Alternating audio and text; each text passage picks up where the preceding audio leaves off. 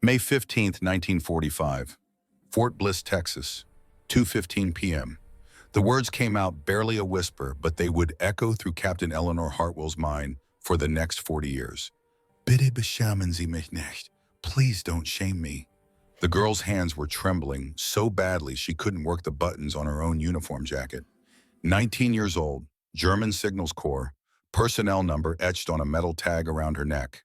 Her eyes held a particular kind of terror that Captain Hartwell had never seen before, not in 3 years of treating wounded soldiers from North Africa to Normandy, not in the field hospitals where men screamed through amputations, not even in the faces of German prisoners brought in with shrapnel wounds and shattered bones.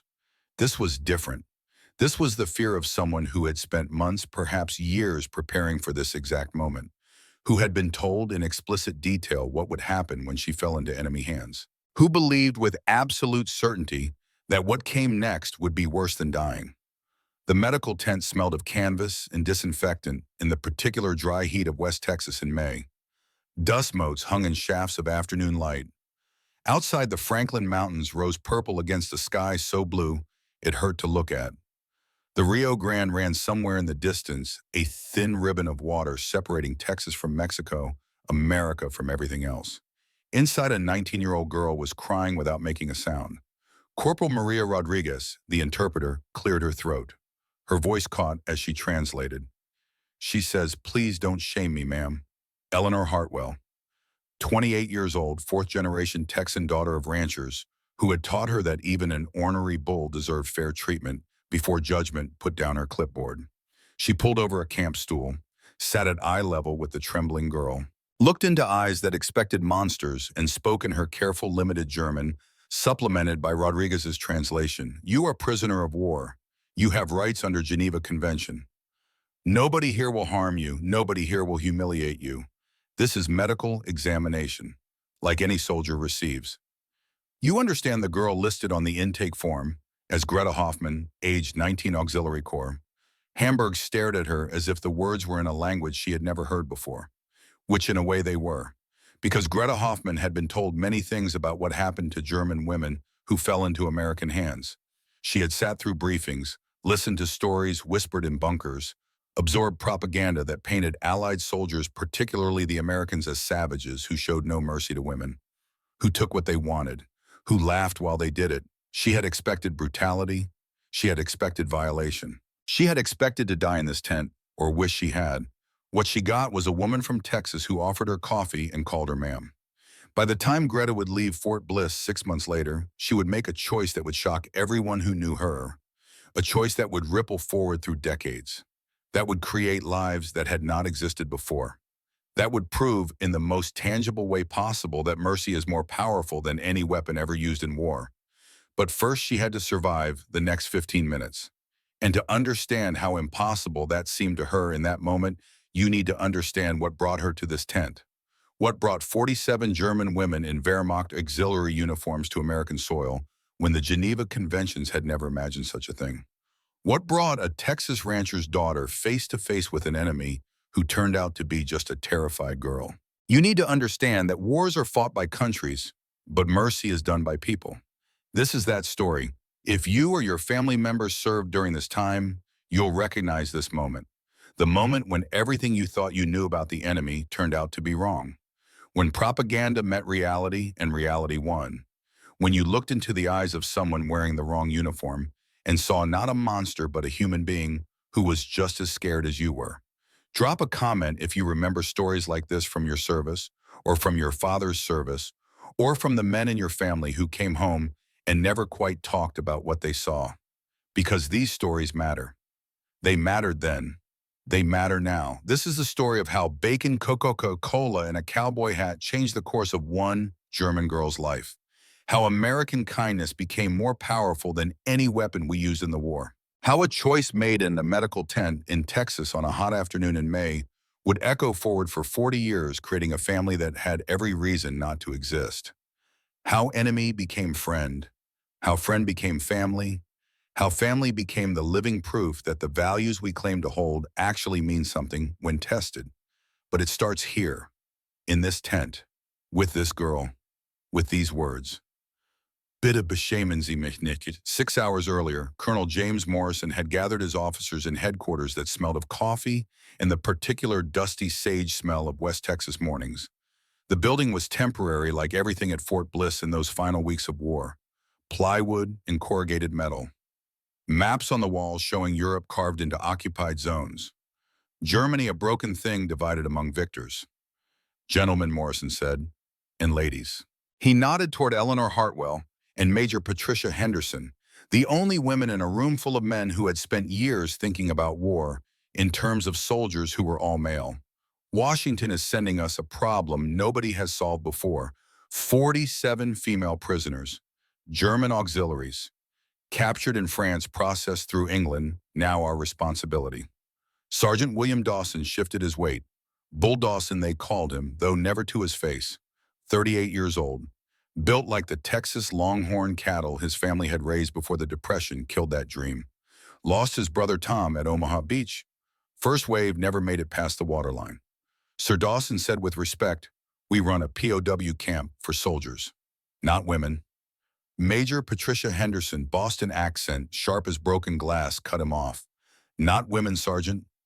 They wore uniforms. They served the Reich. That makes them soldiers under any definition that matters." Morrison raised a hand. "The question is not whether they are soldiers. Geneva Conventions are clear on that point.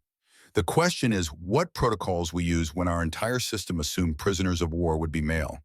Medical examinations, searches, bunk assignments. The conventions mandate humane treatment, but every procedure described in those documents presumes men processing men." He spread the manual on the desk, pointed to sections that suddenly seemed inadequate, written in 1929 before anyone seriously contemplated that modern industrial warfare might mobilize entire populations regardless of gender, before the world learned that total war meant exactly that, total. "So we improvise," Henderson said. "What would we do for our own women soldiers?" Eleanor Hartwell spoke up.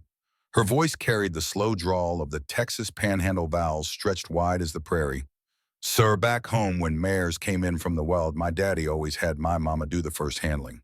Not because mares were weaker, because trust starts with someone who understands what scared feels like." Morrison considered this. The room was quiet except for the oscillating fan pushing hot air in circles. "All right," he said, "here is the protocol. All inspections and examinations of female prisoners will be conducted exclusively by female personnel. Male guards remain outside processing tents. Interpreters female when possible. Each procedure explained verbally before execution. Professional medical detachment. No more invasive than necessary for security. This is not revenge. This is not payback. This is how Americans treat prisoners of war." Any questions? Dawson's jaw worked. "Sir, these women served Hitler. They were part of the machine that killed American boys. My brother Tom died because of people wearing that uniform." Morrison's voice went quiet in the way that made enlisted men stand straighter. "Your brother died defending American values, Sergeant. One of those values is that we do not become our enemy to defeat them. We prove we are better by being better, even when it is hard. Especially when it is hard." Dismissed. Outside, the Texas sun hammered down on parade grounds where trucks were already arriving. Dust clouds visible from miles away. Inside those trucks, 47 women who had expected to be raped or killed or both, who had sewn razor blades into the hems of their uniforms in case they needed a faster way out than what their captors might offer, who had made pacts with each other about cyanide capsules and last words, who had no idea that in a few hours they would be eating bacon and eggs for breakfast. Real bacon, not ersatz, not the thin strips of protein substitute that Germany had been feeding its military for the last 2 years of a losing war, but thick-cut American bacon crisped at the edges, fat rendering in iron skillets fueled in smoke, and the particular taste of a country that had not been starving. But that came later. First came the inspection. The moment when Greta Hoffman, 19 years old, Hamburg, Signals Corps conscripted at 17 from clerical school, stood in front of Eleanor Hartwell and whispered words that would change both their lives. To understand why those words mattered, you need to understand where Greta came from. Hamburg, September 1943. Greta had been 17, working toward a certificate in clerical skills, shorthand typing, basic accounting. The kind of training that would get you a job in an office somewhere filing papers, answering telephones, living a life that looked normal, even as the world burned. Then the conscription notice arrived. The Reich needed women. The Eastern Front was consuming men faster than Germany could replace them. Every able-bodied male between 16 and 60 was already in uniform or working in factories that fed the war machine. So they came for the women. Volunteers first, they said, then mandatory service, then just orders. Greta's mother had cried. Her father, missing his left leg from the first war, the one they had called the war to end all wars before this one proved them wrong, had simply nodded. You serve, he said. You survive. You come home. 2 out of 3 would turn out to be possible. The training camp in Bavaria, winter of 1943. 40 girls learning to operate field radios, to use cipher machines, to process communications that might mean life or death for units in the field. They slept in bunks that smelled of industrial soap and fear. Whispered at night when the instructors were gone. Do you believe what they tell us about the Americans? Some did. Some wanted to. Because if you did not believe, if you let yourself think that maybe the propaganda was lies, then what were you doing here? Why were you learning to help kill people in a war you suspected was already lost? Greta was not sure what she believed. She knew only that speaking doubts out loud meant execution. That the only loyalty that mattered was to the girls in the bunks next to yours who understood the same impossible truth. You could not win. You could not quit. You could only survive. France, fall of 1944. Greta's unit had retreated from positions they were not supposed to abandon, following orders that changed daily as the Allied advance accelerated. She had learned to sleep in foxholes, to eat on cold rations, to ignore the sound of artillery that grew steadily closer, to process classified intelligence, knowing that the troop movements and supply lines she transmitted were describing a collapse that no amount of ciphered messages could prevent. 3 days before her unit surrendered, her commanding officer had given her a sealed envelope. Captain Werner Schultz, exhausted veteran, missing his left arm from a wound at Caen, good man trapped in a bad army trying to save who he could. If we are captured, he said, destroy these. If you cannot destroy them, use the capsule. These documents cannot fall into American hands. What is in them? She asked. He met her eyes. The truth we do not want them to know. She had sewn the documents into the lining of her jacket. Amateur stitching. Obvious to anyone who looked closely. But Captain Schultz had chosen her because she was youngest, least likely to be thoroughly searched. Because someone needed to carry the truth forward, even if that truth was dangerous. The documents were not military secrets. They were testimonies. Witness statements from German auxiliary women describing what they had seen, what they had done, what they had questioned. Some entries detailed small acts of kindness from surrendering Wehrmacht officers trying to minimize bloodshed in a war they knew was lost. Others described horrors from the Soviet advance. A few mentioned doubts about the war itself, about the ideology that had sent them into this. They were proof that ordinary Germans had doubted, had questioned, had sometimes in small ways dissented. And Greta carried one more truth in those pages. One entry described a signals operator who had deliberately delayed transmission of partisan location intelligence for 6 hours, long enough for a village of 300 people, mostly women and children, to evacuate before the bombers came. That signals operator had been her. She had told Captain Schultz about it in confession, expecting execution. Instead, he had added it to the testimonies and told her that mercy, even in small amounts, even when dangerous, was the only thing that separated them from the monsters they were fighting for. If caught, she would be shot. For treason, for sabotage, for putting German lives at risk to save enemy civilians. So she had expected when the Americans took her that they would find the documents, that they would execute her, that at best she would die quickly. She had not expected coffee. She had not expected a woman who sat at eye level and explained each step of a medical examination in careful German. She had not expected to be called ma'am, and she certainly had not expected what happened the next morning when they brought breakfast. The mess hall was segregated, female POWs in one section, far from male prisoners. Armed guards at every exit, but the guards stayed outside. Inside, just the women and the American female soldiers who served the food. Trays came through, metal compartments holding portions that seemed impossible. Scrambled eggs, real eggs, even if powdered, even if reconstituted, still eggs. Toast with butter, not margarine. Butter. Coffee that smelled like actual coffee, not the chicory substitute or the acorn brew that Germany had been calling coffee for the last year. And bacon. The smell hit Greta before she saw it, that unmistakable scent of pork fat crisping at the edges, salt and smoke, and something she had not experienced in 2 years. The smell of food cooked with abundance, not scarcity. The smell of a country that had enough. She took her tray to a table, sat alone. The other women were doing the same, spreading out, not sure what to do with space that was not a bunker or a transport truck. Not sure what to do with food that was not punishment rations. Greta picked up the first piece of bacon with the shaking hands. It cracked between her teeth. Fat rendered across her tongue, the char giving way to tender meat beneath. The texture of something cooked with care, not just boiled or burned. The taste of salt and cure, and the particular sweetness that comes from properly smoked pork. It was not just food, it was proof. Proof that everything she had been told was a lie. That Americans did not starve their prisoners. That they fed enemy soldiers better than German officers had eaten in the last desperate year of war.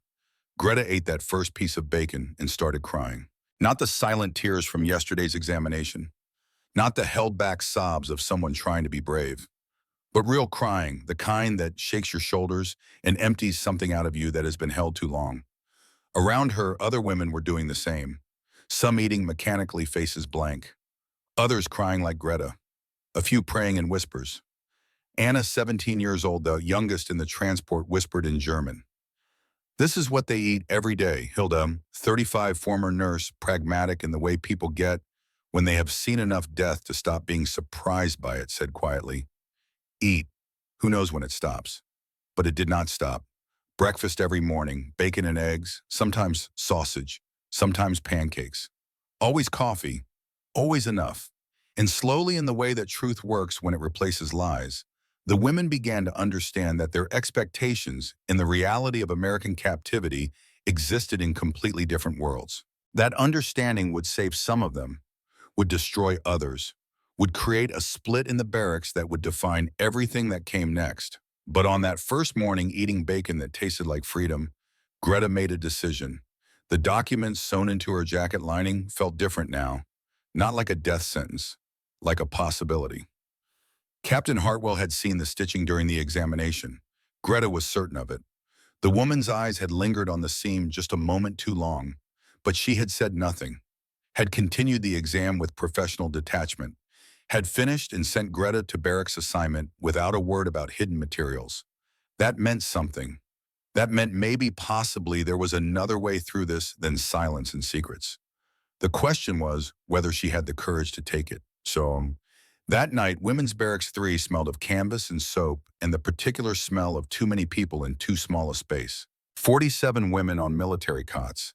Blankets that did not have lice, pillows that did not smell of mildew, windows with screens that kept out flies, luxuries they had not experienced in months. Hilda organized because someone had to. Listen, she said in German, they gave us real mattresses, blankets without lice, food that was not garbage. This is not what we were told to expect. A younger voice, nervous. What if it is a trick to make us soft before they turn cruel? Kristen Braun, 27, former Gestapo auxiliary, face hard in the way people get when they have spent too long enforcing cruelty, laughed without humor. Of course it is a trick. They soften you with comfort, make you forget who you are. Then when you are weak, when you have started to trust, they show you what they really think of Germans. But the days passed and the cruelty did not come. The bacon kept appearing. The coffee tasted real. The medical staff asked before they touched you, explained procedures, treated infections and malnutrition with the same care they gave their own soldiers. And the split began. One group led by Hilda, including Greta and Annie, and others who had always harbored private doubts, began to accept that maybe American treatment was genuine. That maybe they could work, could cooperate, could try to survive this with something other than rigid resistance. Another group led by Kristen maintained absolute loyalty to an ideology that had already lost. refused to work, refused to learn English, spent their time in bitter discussion of what would happen when Germany rose again, when the true scope of Allied crimes became known, when the world realized who the real villains were. Greta listened to both sides and said little. She was thinking about the documents, about Captain Schultz's last words, about the village she had saved and whether that counted for anything in a moral universe that seemed increasingly impossible to navigate. She was thinking about Captain Hartwell's eyes when she had said, "Nobody here will harm you." She was thinking about Bacon. And late that night, when most of the barracks slept, she made her decision. Tomorrow she would ask to speak with Captain Hartwell, not to bargain, not to spomberny, but because something in that Texas drawl, in that offer of coffee, in those eyes that had seen the hidden documents and chosen trust over interrogation suggested maybe there was another path forward, a path that did not require her to stay silent about the small mercies she had committed, a path that did not require her to die with secrets, a path that started with truth. Outside guard change, voices in English, one voice louder than the other, sharp with anger. Sergeant Dawson unmistakable, even to women who barely spoke the language. "I don't care what the colonel says. My brother died fighting these people. You really think they deserve bacon and coffee? You really think the female ones are any different?" Another voice, younger, uncertain. "Sarge, they're just kids. Kids who wore swastikas. Don't forget that." Greta understood enough English to catch the tone. Not all Americans shared Captain Hartwell's mercy. Not all would choose trust. She was balanced on a razor edge. Trust the wrong person with her documents face execution. Stay silent, lose the chance to prove that her unit had people who doubted, who resisted in small ways, who tried to stay human in inhuman circumstances. Morning would force her choice. She lay in the dark listening to the breathing of 46 other women who had all made different calculations about survival, who had all been told lies about what waited in American captivity, who were all in their own ways trying to figure out what truth meant when everything you had been taught turned out to be propaganda. Tomorrow, Greta would walk into Captain Hartwell's office and hand over documents that could save her or condemn her, would confess to sabotage that might be seen as treason or courage depending on who was judging, would bet her life on the possibility that American values were more than propaganda. That mercy was real. That bacon and coffee meant what they seemed to mean. That a Texas rancher's daughter who said nobody here will harm you actually meant it. The stakes could not be higher. The choice could not be harder. But Greta had learned one thing in 2 years of war. Silence kept you safe, but it also kept you trapped. Truth was dangerous, but it was the only path to freedom. Tomorrow she would choose truth, and that choice would change everything. Morning came to Fort Bliss the way it always did in West Texas, fast and hot and unforgiving. The sun cleared the Franklin Mountains and turned the desert into something that shimmered at the edges. Heat rising in waves off parade ground asphalt. The smell of sage and creosote and dust that had been blowing across this land since before there was a Texas, before there was an America, before any of this mattered. In Women's Barracks 3, Greta woke to the sound of a bugle call she did not recognize. Reveille, the American wake-up song. Different notes than the German military used, but the message was the same. Get up. The day has requirements. She had barely slept. Her mind kept circling the decision she had made in darkness. The documents felt heavier now, sewn into her jacket lining. Every time she moved, she imagined she could feel them crackling, calling attention, betraying their presence. But Captain Hartwell already knew. That was the thing Greta kept coming back to. Those eyes had seen the amateur stitching during the examination, had lingered just long enough to register that something was hidden, and then had moved on without comment, without forced confession, without the interrogation that Greta's training said would come. That restraint meant something. The question was what? Breakfast call. The women filed into the mess hall, still moving in formation, even though no one had ordered it. 2 years of military discipline did not disappear overnight. They took their trays, found their tables, and for the second morning in a row, they encountered bacon. This time, Greta paid attention to details she had missed yesterday through the fog of fear and crying. The way the American soldiers who served the food made eye contact, asked in broken German if anyone wanted extra. The way the portions were not rationed down to the gram, but served with something that looked like generosity. Private Betty Chen, 22, California, stationed at Fort Bliss on rotation from clerical duty, worked the serving line. Chinese American, which meant her family had probably been in internment camps just 2 years ago. Locked up for looking like the enemy, even though they were American citizens. Even though they had done nothing wrong except have the wrong ancestors. Greta did not know this history yet, would not learn it for months. But she noticed the way Betty Chen served food without hostility, without the edge of revenge that Greta had been taught to expect. Just a job being done. Just breakfast being served to people who needed to eat. The bacon was the same as yesterday. Maybe even better if that was possible. Whoever cooked for Fort Bliss understood the alchemy of pork fat and heat and timing. Understood that food was more than fuel, that it was communication, that serving someone a good breakfast was a way of saying you matter enough for our care. Anna sat across from Greta, 17, still looked 14, had been conscripted straight from school in Berlin. She spoke around a mouthful of eggs. This cannot last. This is too good. They will take it away when they are ready to hurt us.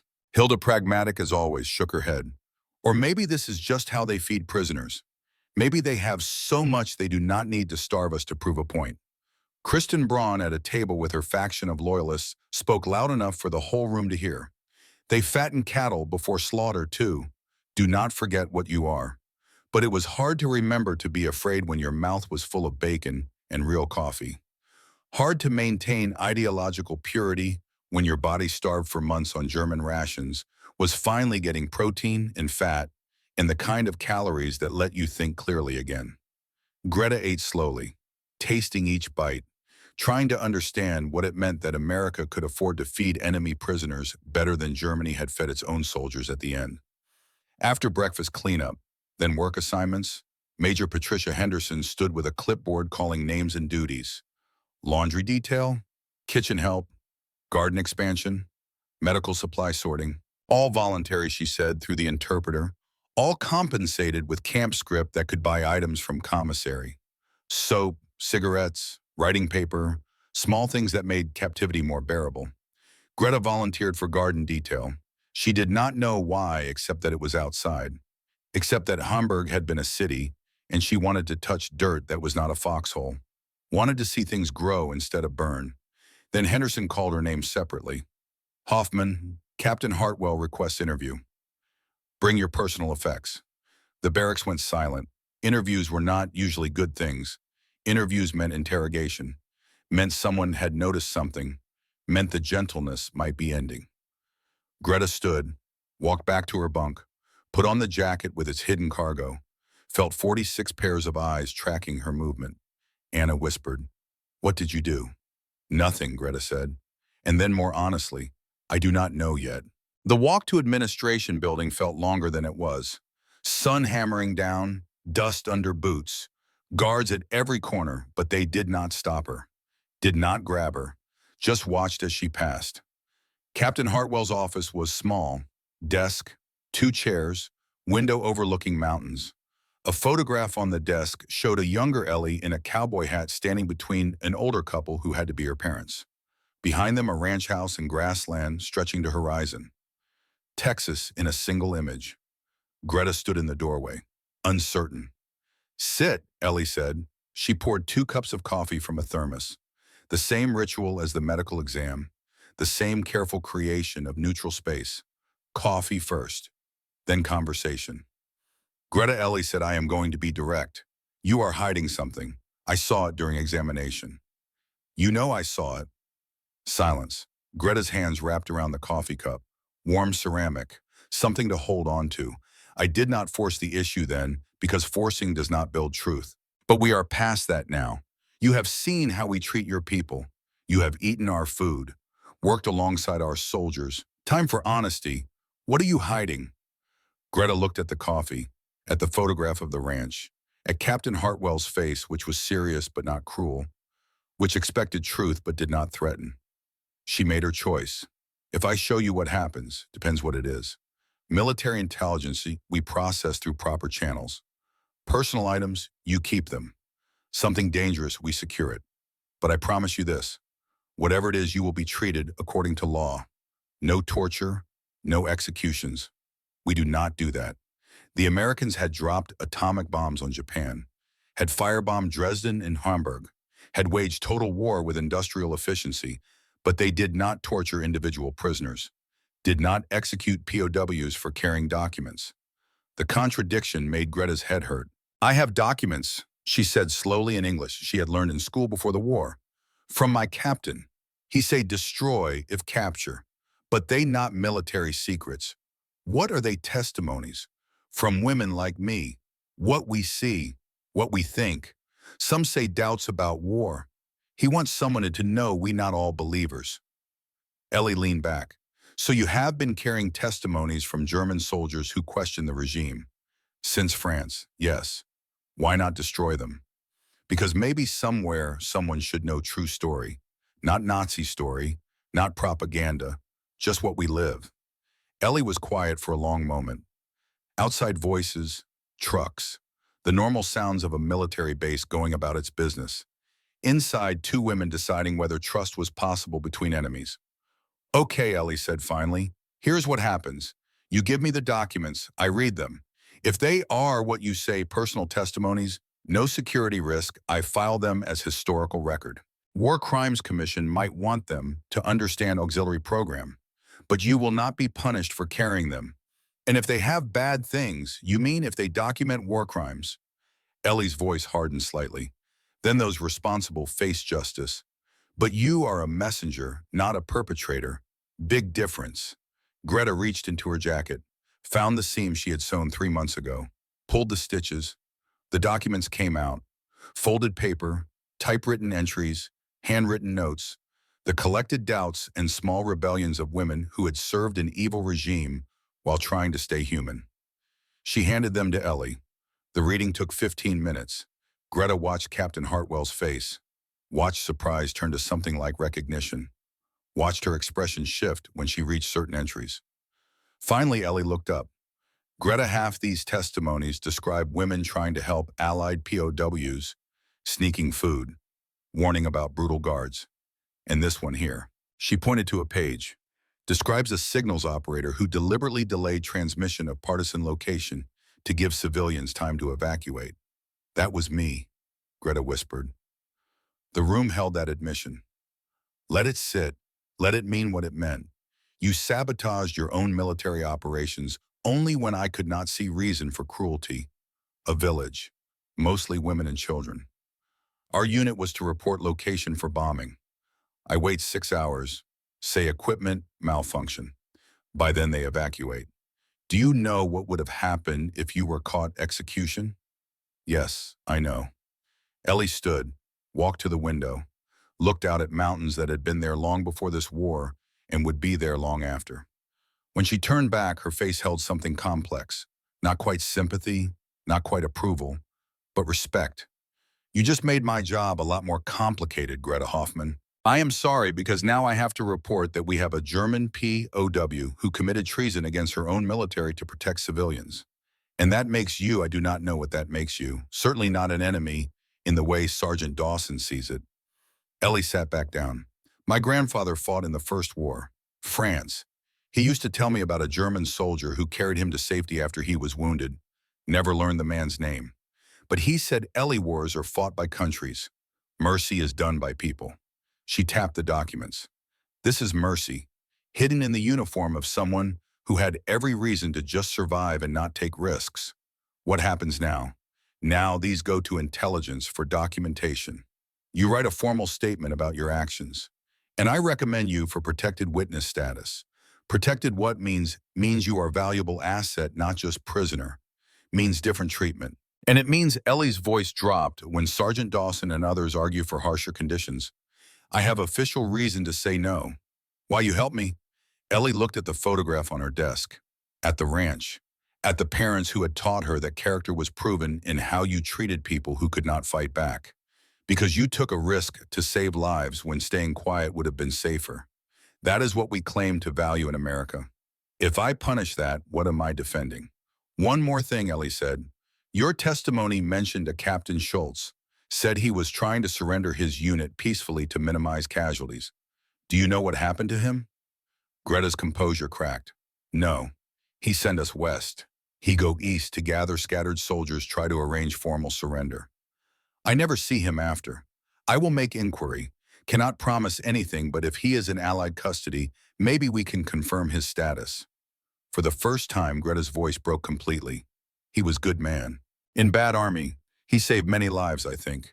Then we will try to make sure that is known. As Greta stood to leave, she passed Kristen Braun in the hallway. The hard-faced woman sneered. Collaborating already pathetic. Greta kept walking, but the words stuck. Collaborator. The worst thing you could be called in a military that valued loyalty above all else. The word that justified execution without trial. Except Greta was not sure what she was supposed to be loyal to anymore. A regime that had murdered millions. An ideology that had sent the world to war. A country that existed now only as occupied zones controlled by victors. Or maybe loyalty meant something different. Maybe it meant being true to the part of yourself that knew mercy mattered. That civilians deserved protection. That saving lives was worth the risk. That afternoon garden detail. The work area was behind the barracks, a plot of desert that the Army Corps of Engineers had been trying to turn into something that grew food. Tomatoes, peppers, squash, things that could tolerate Texas heat if you gave them enough water and patience. Sergeant Rosa Delgado ran the detail. 29. El Paso native, Mexican-American in the way that meant her family had been here since before it was America. 5 generations in this borderland, watching countries and flags change while the land stayed the same. She handed Greta a hoe. You know plants some. My grandmother had garden in Hamburg. Before the war. Before. Rosa nodded. War kills a lot of gardens. We are planting drought-resistant varieties. Texas heat is no joke. You work hard, you eat what you grow. They worked in silence for a while, digging rows, checking irrigation. The physical labor felt good after months of sitting in radio stations or riding in trucks. Greta's hands blistered, sweat soaked through her uniform. But the pain was clean. The exhaustion was honest. Midday break. Rosa handed her something from a cooler. Ice cold, glass bottle, condensation running down the sides. Coca-Cola. Greta had seen it in propaganda posters. Decadent American poison. Symbol of capitalist excess. The drink that proved Americans cared more about pleasure than duty. She took it. The bottle was so cold it burned her palm. She pressed it to her lips and took a drink.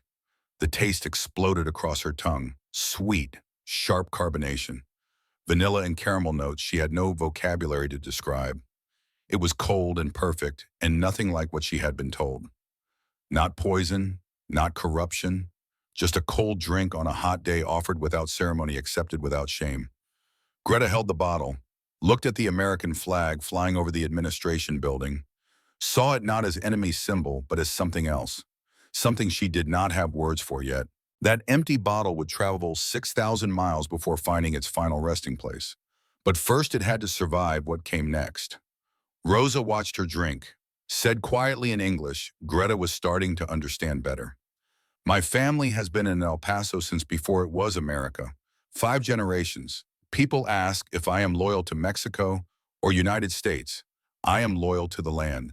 Land does not care about borders.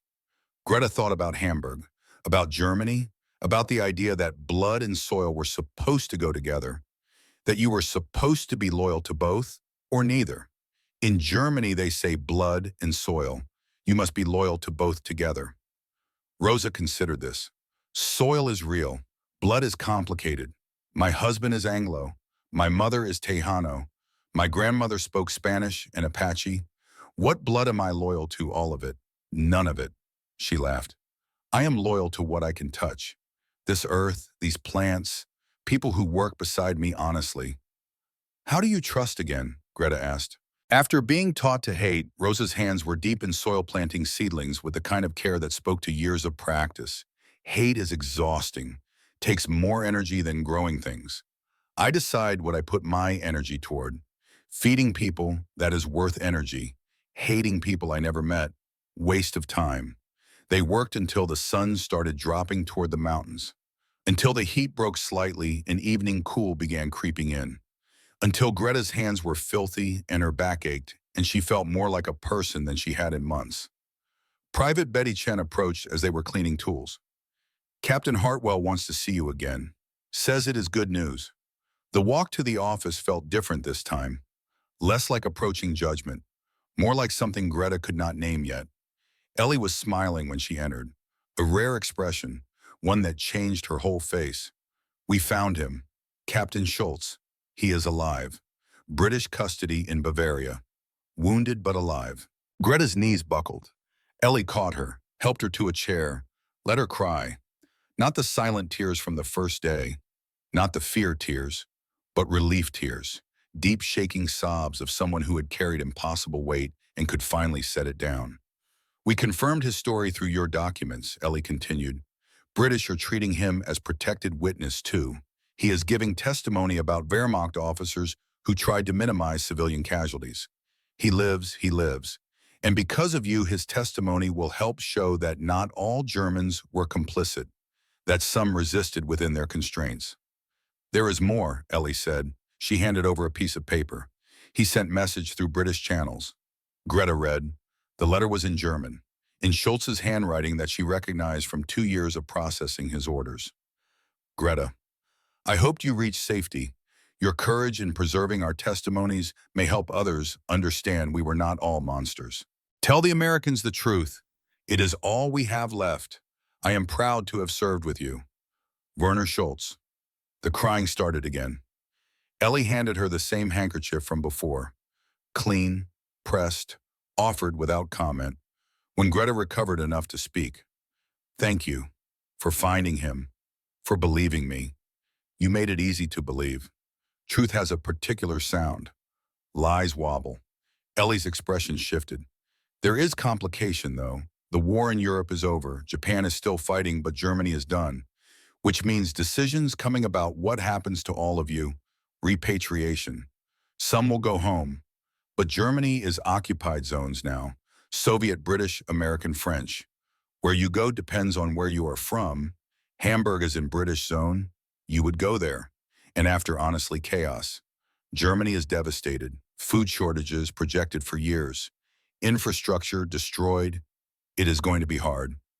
Then I go to hard place, is what I deserve. Maybe. Or Ellie hesitated. There are other options being discussed. For POWs who cooperated, who provided valuable intelligence. Possible asylum. Possible immigration to allied countries. Not guaranteed, but being considered. Would I qualify? I have already recommended you. Final decision comes from Washington. But Greta Ellie's voice was firm. You saved lives, risked your own to do it. That matters. To me, to this country, we do not forget that. Outside summer thunderstorm building over the mountains. Clouds piling up dark and tall. Rain coming to West Texas. Rare. Precious. The kind of rain that meant things could grow in impossible places. Inside, Greta felt something equally rare. Something she had not felt in 2 years of war and fear and impossible choices. Hope. The kind of hope that hurt because it made you vulnerable again. That forced you to imagine a future instead of just surviving the present. That asked you to believe that maybe possibly the kindness was real and the mercy was genuine and the bacon and coffee and Coca-Cola meant exactly what they seemed to mean. That America might actually live up to the values it claimed. That enemy could become something else. That there was a path forward that did not require silence or shame or dying with secrets. Greta walked back to barracks as the first drops of rain started falling. Fat drops that hit the dust and released the smell of creosote. Desert rain and Texas rain. The kind that made even this hard land bloom. She thought about Captain Schultz alive in British custody, about testimonies that might help someone understand, about a village she had saved and whether that counted against all the things she had not been able to prevent. She thought about bacon and Coca-Cola and a woman from Texas who had chosen trust over interrogation. And she thought for the first time in 2 years that maybe survival was not the only goal worth having. Maybe there was something more, something that looked like redemption, like second chances, like the possibility that you could make terrible compromises in a terrible war and still come out the other side as someone worth being. The rain fell harder. Thunder rolled across the desert. Lightning lit up the mountains in frozen moments of clarity. And in Women's Barracks 3, Greta Hoffman lay in her bunk and imagined for the first time a future that did not end in rubble. August 15th, 1945. The news came through radio static and disbelief. Japan had surrendered. The war, all of it, everywhere was over. Fort Bliss erupted. American soldiers poured into the parade grounds, shouting, crying, dancing. Church bells rang in El Paso. Car horns blared on the highway. Someone fired a rifle into the air until an officer yelled at them to stop wasting ammunition on celebration when there were no more enemies to shoot. In Women's Barracks 3, the reaction was different. Hilda translated the announcement from the English broadcast. Then silence. 47 women sitting on bunks, understanding that the structure holding their lives together had just collapsed completely. Anna whispered the question they were all thinking. So now what happens to us? Greta had been at Fort Bliss 3 months. Long enough that her hands had calluses from garden work. Long enough that her English had improved from broken phrases to actual conversations. Long enough that she had started to think of her bunk as something other than temporary shelter. Long enough to have built routines that felt almost normal. Wake at 6, breakfast that still amazed her every morning. Garden detail with Rosa until noon. Lunch usually shared with Betty Chen and other WACs who had stopped seeing German prisoners and started seeing just women who worked alongside them. Afternoons sometimes helping in the infirmary, sorting medical supplies, learning basic nursing tasks from Eleanor. Evenings English lessons from Corporal Rodriguez. Letters to Captain Schultz through Red Cross channels. Books borrowed from the base library. It was not freedom, but it was not war either. And it was nothing like the brutality she had been taught to expect from capture. Kristen's faction had grown more bitter as American victory became total. They gathered at the far end of the barracks, speaking only German, refusing work details, maintaining the rigid ideology that Germany would rise again, that this defeat was temporary, that history would vindicate them. Kristen confronted Greta in the mess hall that afternoon. Comfortable are you not, speaking their language, eating their food, forgetting you are German? I have not forgotten. I just choose to live forward, not backward, forward. Into what? Kristen's voice cracked slightly. You think they will let you stay. You think you are special. She leaned close. We are all going back, to the rubble, to starve. And you will learn your American friends were using you. That night, Eleanor came to the barracks. Rare for officers to visit prisoner quarters after hours. She asked Greta to walk with her. They went to the garden in moonlight, desert crickets singing, the Franklin Mountains, black cutouts against stars that seemed close enough to touch. Decisions are being made, Eleanor said, fast, about repatriation. Most prisoners will go back to Germany within 3 months. Ships are being arranged. Greta nodded. She had expected this. But there is another option, for you specifically. Eleanor handed her official papers. Application for political asylum in United States. Based on your cooperation, your testimony, and the intelligence value of what you provided. Greta stared at the document. Her hands shook slightly. This is real. It is real, no guarantees. Has to go through State Department, FBI background check. Whole process, could take a year. But if approved, you could stay. As refugee first, then eventually apply for citizenship. But my family, what is left? They are in Hamburg, British zone. We can help you locate them, send support. But Greta, you need to understand, Germany is devastated. Food rationing will last years, infrastructure destroyed. It is going to be brutal. And here you would start with nothing. You would be refugee, enemy national. Some people, Eleanor's voice hardened like Sergeant Dawson will never forgive that. You would face prejudice, difficulty finding work at first, suspicion. But I would be free, eventually. Yes, free to build whatever life you can make.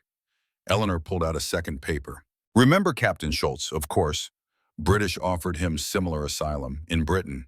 He is taking it, and he wrote something for your asylum application.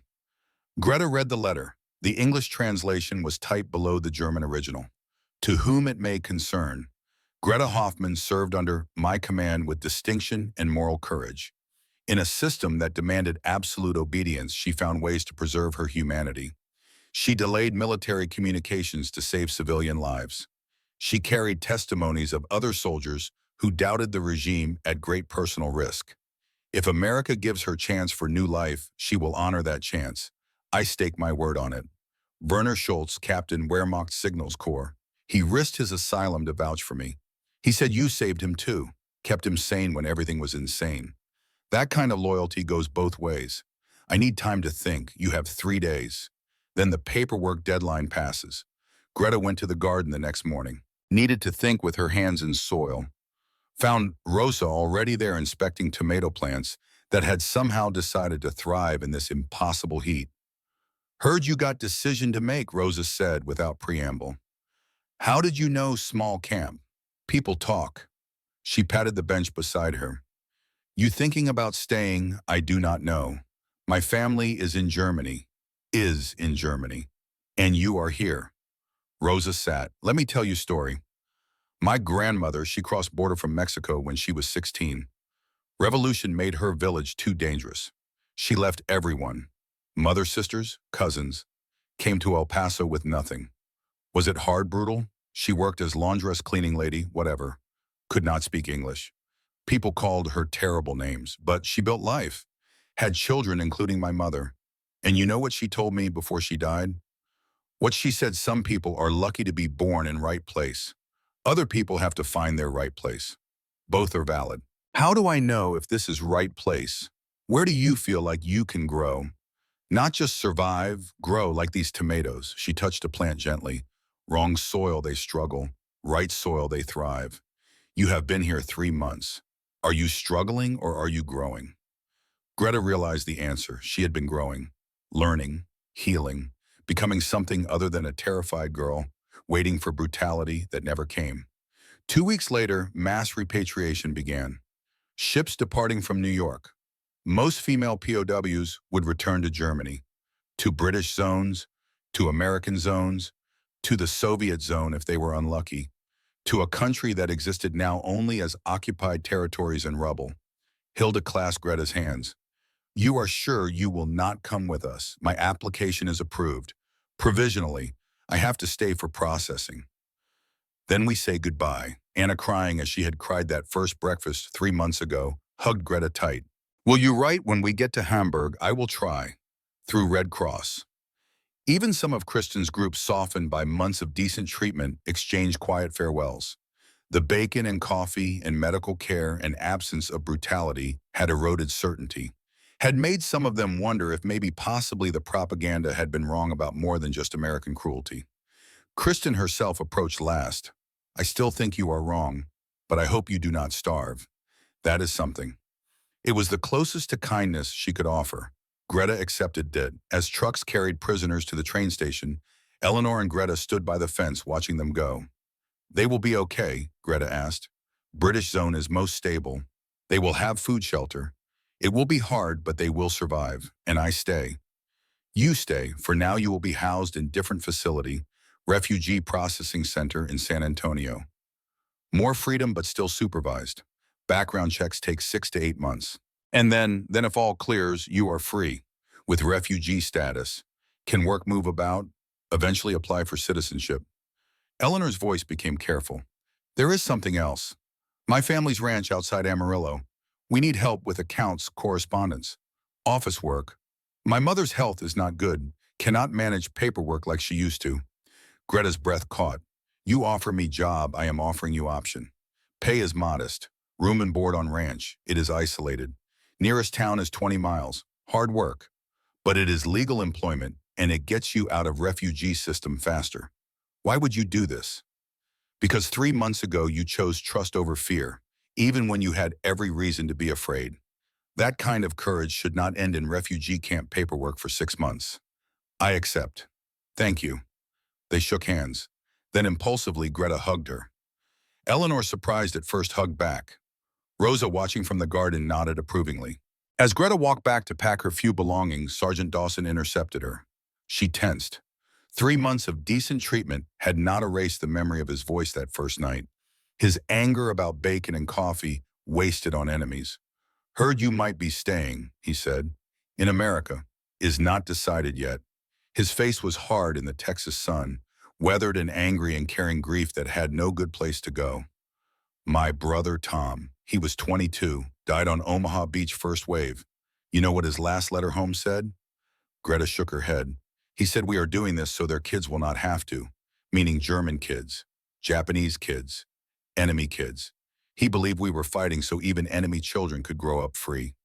Silence, the weight of that settling between them. I have hated that idea for 3 months. Hated seeing you treated well. Hated watching you become human to us. His voice broke slightly. Because if you are human, then Tom died for you too.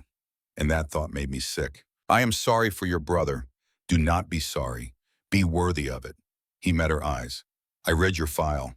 What you did, delaying that transmission, saving those civilians. Tom would have called that courage. And if you stay here, if you build a decent life, maybe that is what he died for. He extended his hand. Greta took it. They shook. He walked away, left her standing there with his handkerchief still in her pocket from the day Eleanor had given it to her. The day Captain Schultz's letter had made her cry with relief. She kept it, added it to the small collection of objects that were starting to mean something. The empty Coca-Cola bottle from that first drink with Rosa. The handkerchief. Soon there would be more. September 1945. Hartwell Ranch outside Amarillo. The ranch spread to horizon like an ocean of grass. Sky so big, it made Hamburg's crowded streets feel like memory from a different life. A life that belonged to someone else. Mesquite in sage smell. Cattle lowing in the distance. Windmill creaking in hot wind. The particular quiet of land that stretched for miles in every direction. No bombs, no artillery, no radio static calling in coordinates for destruction. Just grass and sky and peace. The ranch house was 2 stories. Weathered wood, wide porch. The kind of building that had stood through decades of Texas weather and would stand through decades more. Solid, permanent. The opposite of everything Greta had known for 2 years. James Hartwell met her on the porch. 58 years old, tall and weathered like the land itself, hands like leather from years of ranch work. He wore a cowboy hat, sweat-stained and perfectly shaped to his head. When he took it off to greet her, she saw kind eyes and a hard face. Eleanor says you are good with paperwork and gardens? Yes, sir. I try. Do not call me sir. This is ranch, not army. I am James, that is Margaret. He gestured to the woman standing in the doorway. You are Greta. We work together, we eat together, we treat each other fair. Understood. Yes, sir. She caught herself. Yes, James. Margaret Hartwell. 55, kind-faced, but worn with heart condition that was slowly killing her, smiled. You will have room upstairs. Small, but it is yours. Meals with family. Sundays off. We ask for honesty and hard work. Think you can manage, I can try. Then you are already home. The word hit Greta harder than she expected. Home. A word she had not applied to any place in the 2 years. A word that meant safety and permanence and belonging. A word she was not sure she deserved. That evening, James cooked. His specialty, Texas brisket. He had started it the night before, he explained. 14 hours in the smoker. Mesquite in oak. Low and slow until the meat transformed into something beyond mere food. The smell filled the ranch house. Smoke and beef and spices Greta could not name. Her mouth watered. After 3 months of good food at Fort Bliss, she had thought she understood American abundance. But this was different. This was food made not for fuel, not even for pleasure, but for welcome, for celebration, for saying you matter enough for our best. They sat at a table that could seat 10, but held just 4. James, Margaret, Eleanor home on weekend leave, and Greta. The brisket came out on a cutting board. Pink smoke ring visible beneath charred bark. James sliced it against the grain. The knife went through like the meat was barely holding together. First bite, beef fat melting across her tongue, smoke penetrating every fiber, salt and pepper crust crackling. The texture of something cooked with patience, with pride, with the kind of care that said, this matters, you matter, this moment of breaking bread together matters. Greta had eaten in Hamburg's finest restaurants before the war, before her family lost everything to Allied bombing and Nazi ideology and the slow collapse of a country that had chosen evil. Nothing compared to this. This was food made with love, with the kind of generosity that expected nothing in return except appreciation. James poured Coca-Cola into glasses with ice, the same drink Rosa had given her months ago. But now it meant something more. It meant inclusion. It meant she was not prisoner or refugee or enemy. She was guest, maybe more than guest. "Welcome to Texas," Greta James said. "We are glad you are here." Margaret raised her glass. "To new beginnings." They echoed it. "To new beginnings." Greta tried to speak, found her throat too tight, managed only "thank you," but the words carried weight, carried months of fear transformed into gratitude, carried the understanding that she had been given something she had not earned and could never repay. A second chance, a new life. A family that had every reason to hate her and chose kindness instead. That night she wrote to Captain Schultz. The letter took an hour. She tried to explain what could not be explained. How bacon had been the first truth. How Coca-Cola had been the first bridge. How a cowboy hat and a handkerchief and a piece of brisket had added up to something like redemption. "Werner," she wrote in German, "I am sitting at a table in Texas, drinking Coca-Cola, eating beef that tastes like hope. People here who lost sons to our war have welcomed me with grace I do not deserve. America is a strange country, brutal and beautiful together. But I think I understand now what you meant when you said truth is all we have left. I am living truthfully. It is enough. Be well, my friend." Greta. The months that followed were learning. How to ride a horse, terrifying at first, then liberating in a way she had never experienced. How to keep books for cattle sales and feed purchases. How to make biscuits, with Margaret, learning that American bread was completely different from German bread, but good in its own way. How to understand American idioms from ranch hands who spoke English faster than any classroom had prepared her for. On Sundays, James drove the family to church in Amarillo. Small Baptist congregation. Some stares, some whispers. That is the German girl working for the Hartwells, but the pastor welcomed her. Any soul seeking peace is welcome in God's house. After service, one woman approached. Mrs. Patterson lost her son Jimmy at Bastogne. Greta braced for confrontation, for justified anger, for hatred she would have understood. Mrs. Patterson said quietly, "My boy Jimmy, he was 20, killed near Bastogne. I am very sorry. James says you helped save American lives. In your own way, I tried. Then I reckon Jimmy would say you are welcome here." She patted Greta's hand, walked away. Left Greta standing there, understanding that forgiveness was sometimes offered before it was asked for. That grace sometimes came from the people who had the most right to withhold it. Christmas, 1945. First Christmas in America. The Hartwells insisted Greta celebrate with the family. Tree in the parlor decorated with ornaments that had been in the family for generations. Ham for dinner, Margaret's traditional holiday meal. Presents wrapped in paper that seemed too precious to tear. Margaret handed Greta a small box. "Open it." Inside, an American fountain pen. Engraved. G.H. Courage rewarded. Greta's eyes filled. "I cannot. This is too much." "It is not enough," James said gruffly. "But it is what we can give. You are part of this household now. Part of this family." Eleanor, home on Christmas leave, raised a glass of eggnog. "To new beginnings." They echoed it, but this time Greta could speak through her tears. "To family," she said. "To America. To second chances." That night, she used the fountain pen to write in the journal Eleanor had given her. Tried to capture what this day meant, what this year had meant, how she had started it as enemy prisoner, expecting brutality, and ended it as part of a family eating ham in Texas. The words came slowly. English was still not natural for writing emotions, but she tried. 1 year ago, I was in France, cold, hungry, certain I would die. 6 months ago, I was in Fort Bliss, terrified, certain Americans would hurt me. Today I am in Texas, safe, warm, eating Christmas dinner with family who chose to love me when they could have chosen hate.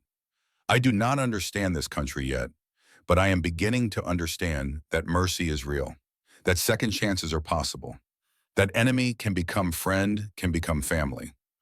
I will apply for citizenship. I will become American, not because I have forgotten Germany, but because America has shown me what I want to be, what I want to build, what kind of person I want to become. Captain Schultz said, "Truth is all we have left." Here is my truth. America gave me bacon when I expected brutality, gave me Coca-Cola when I expected cruelty, Gave me a cowboy hat and a handkerchief and a fountain pen when I expected chains. Gave me family when I expected to die alone. This is worth fighting for, worth becoming, worth building a life around. Tomorrow I will begin citizenship application. Tomorrow I will start becoming American. Tonight I am just grateful. The story could end here. Young German girl finds redemption and new home in Texas, builds life, becomes citizen, lives happily ever after in the way stories sometimes allow. But the real power of kindness is not what it does in the moment. It is what it creates across generations. It is how mercy multiplies forward through time, creating lives and families and futures that had no reason to exist except that someone chose compassion over revenge. If your family took in immigrants or refugees after the war, German or Japanese or others who had been enemies, share those stories in the comments. Those acts of grace shaped the America we know today. Shaped families that exist now because someone chose to see human being instead of enemy. Because someone offered bacon and coffee and second chances. The years passed the way years do. 1948. Greta met David Chen at a church social. Betty Chen's brother visiting from California. Shy, kind, understood what it meant to be seen as enemy because of ancestry. His family had been in internment camps. Japanese-American citizens locked up for looking wrong during wartime hysteria. They recognized each other. Two people who knew what it meant to be forgiven by a country that had every right to reject them. 1952, they married. Small ceremony at the ranch. Margaret cried happy tears. James gave Greta away. Eleanor stood as maid of honor. The fountain pen signed the marriage certificate. That same year, Greta became United States citizen. Swore oath. Meant every word. I hereby declare on oath that I absolutely and entirely renounce and abjure all allegiance and fidelity to any foreign prince, potentate, state, or sovereignty. That I will support and defend the Constitution and laws of the United States of America against all enemies, foreign and domestic. She became Catherine Hartwell Chen. Chose to keep the Hartwell name because it meant family. Because James and Margaret had given her more than employment. They had given her belonging. 1955, first child born, Eleanor Rose Chen, named for the two women who had shown Catherine what American womanhood could be. Eleanor, who had chosen trust over interrogation. Rosa, who had taught that soil mattered more than blood. 1959, Catherine earned nursing degree, inspired by Eleanor's example. Worked at Amarillo Hospital, helped people, saved lives when she could, paid forward the mercy she had received. 1967, second child born, James Werner Chen, named for two fathers, James Hartwell, who had welcomed her with brisket and Coca-Cola. Werner Schultz, who had taught her that staying human in inhuman circumstances was the only victory that mattered. 1973, Eleanor retired from nursing. Returned to the ranch full-time. She and Catherine became best friends who happened to be family, who understood each other in the way people do when they have shared transformative moments, when they have chosen mercy together and watched it multiply forward. 1983. Eleanor died peacefully in her sleep. Heart failure. At the ranch she loved. Catherine held her hand, whispered thank you for everything, for seeing me as human, for giving me this life. The funeral was large. Eleanor had touched many lives in 83 years, but Catherine's eulogy was short. She chose mercy when hate would have been easier. She gave me bacon when I expected brutality. She gave me truth when I had been fed lies. She gave me family when I expected to die alone. Everything I am, everything my children are, exists because one Texas woman looked at a terrified enemy girl and decided to be kind. May we all have such courage. May we all choose mercy when revenge calls louder. And now, 40 years after that first moment in a medical tent, we come to the final chapter. The closing of a circle that began with fear and ends with gratitude. That began with please don't shame me and ends with look what mercy created. June 15th, 1985. Hartwell Ranch. The land looks the same as it did 40 years ago. Grass and sky and cattle and peace. The windmill still creaks. The mesquite still smells sharp in the heat. Texas endures. Catherine Hartwell Chen, 59 years old now, American citizen for 33 years, retired nurse grandmother of 4, walks to the grave marker on ranch property. The headstone reads, Captain Eleanor Hartwell, United States Army, Nurse Corps 1917 to 1983. She chose mercy. Catherine places fresh flowers. Speaks aloud. Ellie, the grandchildren wanted to come, but I said not yet. This time is ours. She sits on the grass, 60 degrees despite June. Texas morning before heat arrives. The best time. I brought the things she says, all of them. From her bag, she takes 4 objects. Places them carefully by the headstone. First, the Coca-Cola bottle, the original one from that afternoon with Rosa. 40 years old now, kept all this time. Inside, dried wildflowers from the ranch. Second, the handkerchief, framed now. The one Eleanor gave her the day Captain Schultz's letter made her cry with relief. Washed 1,000 times but never discarded. Third, James's old cowboy hat, the one he placed on her head that first day at the ranch to see if it fit. It had fit. She wore it for 30 years working the garden. Wore it until James died in 1978, and it became too precious to risk. Fourth, the fountain pen, engraved G.H. Courage Rewarded. Used to write letters for 40 years. Used to sign her citizenship papers. Used to write her children's birth certificates. Used to write Eleanor's eulogy. These are our story, Ellie, these 4 things. Coca-Cola and kindness and belonging, and the words to tell truth. Car arrives. Catherine's daughter, Eleanor, 30 years old, doctor and son. James, 26, teacher. 4 grandchildren pile out. Ages 6 to 14. Mixed heritage. Asian American and German American, and fully completely American. The youngest named Greta after Catherine's German identity runs up. Grandma, why do you visit Aunt Ellie's grave every year? On this day, Catherine gathers the children. Points to the objects by the headstone. Because 40 years ago today, June 15th, 1945, was the day great Aunt Ellie chose to see me as human instead of enemy. That decision changed everything. Her daughter Eleanor kneels by the children. Your grandma was prisoner of war. She was from Germany, which was America's enemy. But great Aunt Ellie treated her with kindness when she could have been cruel. That is what makes someone a hero, choosing mercy when hate would be easier. James, her son, adds, and Grandma took that mercy and built a life, became nurse, helped people, raised us to believe in second chances, to judge people by their character, not their country. The 14-year-old grandson asks, so we are here because of kindness. Catherine smiles. You are here because one Texas rancher's daughter believed that even enemies deserve dignity, and because I had courage to accept that gift. She shows them each object, explains what each means. The Coca-Cola bottle, first taste of truth, first understanding that what I had been told about America was lies, that the enemy was not what propaganda claimed. The handkerchief, first comfort, first moment someone cared about my tears instead of causing them. The cowboy hat, first belonging. First time someone said you fit here, you matter here, you are welcome here. The fountain pen, first tool to tell my story, to write truth, to create something lasting from mercy received. Catherine's voice gets quiet, the kind of quiet that makes children listen. You will hear people say terrible things about countries, about people different from you. They will use fear to make you hate. They will tell you that mercy is weakness, that kindness is foolishness, that some people do not deserve second chances. She points to herself, to her children, to her grandchildren. We are the proof that is wrong.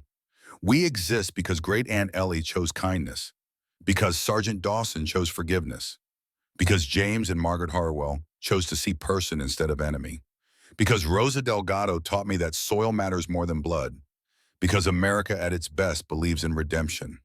You 4 are living proof that mercy is stronger than hate, that second chances create futures, that enemy can become family. The youngest granddaughter, Greta, asks, what was the scariest part, Grandma? Trusting, believing that the kindness was real, accepting that I deserved the bacon and coffee and cowboy hat even though I had been enemy. That was scarier than war, because war you can fight, trust you have to surrender to, and you did. You trusted, I did, and look what it created. She gestures to her family, to the ranch, to 40 years of life that should not have existed, 4 grandchildren, 2 great careers, A family built on mercy received and mercy given forward. They walk back to the ranch house together. 4 generations, living, breathing proof that kindness multiplies, that what you give forward matters more than what you came from. Inside, Catherine has prepared lunch, Texas style. Brisket because some traditions matter. Coca-Cola because some symbols endure. Biscuits made from Margaret's recipe, passed down through 2 generations now. As they eat, Catherine tells stories about the first bacon, about Captain Schultz's letter, about Sergeant Dawson's handshake, about Rosa's wisdom, about the Christmas fountain pen, about Eleanor's trust. The grandchildren listen, wide-eyed, understanding that they are part of something larger, that their existence is testimony, that they carry forward a story of mercy that began 40 years ago in a medical tent when a terrified girl whispered, "Please don't shame me," and a Texas woman chose kindness. After lunch, Catherine returns alone to the grave. One final moment. "Ellie," she whispers, "I kept my promise. I was worthy of it. I built good life, raised good children who are raising good children. I helped people. I told the truth. I chose mercy when I could. And I never forgot that it started with you. With bacon and coffee and a woman who saw human being instead of enemy. Thank you for everything, for seeing me, for trusting me, for giving me this." The wind picks up, blows across the grassland, carries the smell of sage and cattle and Texas earth, the same wind that has blown here for millennia, that will blow here long after Catherine is gone. But what she built will remain, in her children, in her grandchildren, in the lives touched by mercy received and mercy given forward, in the proof that American values, when actually lived, instead of just claimed, create futures that had no reason to exist. That enemy can become family. That fear can become trust. That "please don't shame me" can become "thank you for everything."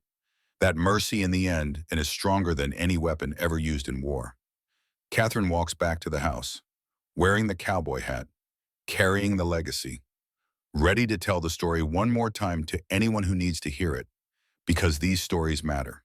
Then, now, always, they matter because they prove that we can be better than our worst moments, that redemption is possible, that second chances create miracles. They matter because somewhere right now someone is making a choice between mercy and revenge, between seeing human or seeing enemy, between offering bacon or offering brutality. And the choice they make will echo forward through generations, just like Eleanor's choice echoed forward to create Catherine, to create Eleanor Rose and James Werner, to create 4 grandchildren who exist only because one woman in Texas decided that kindness mattered more than ideology. This is what American values look like when they are lived instead of just claimed. This is what happens when mercy wins. This is why we remember. Why we tell these stories, why we pass them down, so that the next time someone whispers, "Please don't shame me," whether in German or Japanese, or any language of fear, there is someone ready to say, "Nobody here will harm you. You have rights, you matter," and offer them bacon and coffee and second chances. Because that is what makes America great, not military might, not economic power, not any of the things that can be measured and counted, but the willingness to see enemy and choose to create family instead. May we all have such courage. May we all choose mercy when hate calls louder. For Eleanor, for Catherine, for the generations that came after, for the proof that kindness in the end always wins.